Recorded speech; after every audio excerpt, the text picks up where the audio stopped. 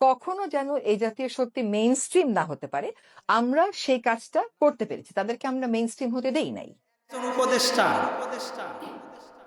একজন উপদেষ্টা সে তো অকপটে স্বীকার করেই ফেলেছে যে আমরা ইসলামী ব্যক্তিত্ব সম্পন্ন দল যারা তাদেরকে ক্ষমতায় আসতে দেই না।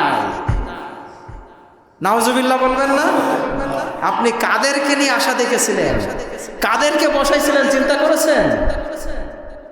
এখন কথা উঠছে ডক্টর খলিল, রেজাওয়ানা, এরপরে আসিফ নজরুল সহ অনেকেই থোড়ের বিড়াল বাহির হতে শুরু করেছে।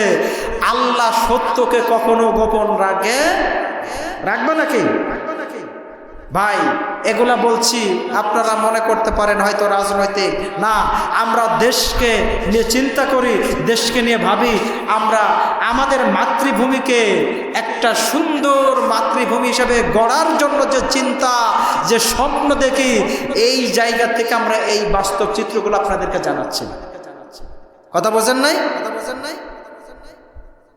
কেন ইসলামী ব্যক্তিত্ব সম্পন্নরা ক্ষমতায় গেলে পারে, যদি এই হুজুরেরা ক্ষমতায় যেত, তারা কি বাংলাদেশের মহিলাদেরকে ঘরের মধ্যে আটক করে রাখতো নাকি?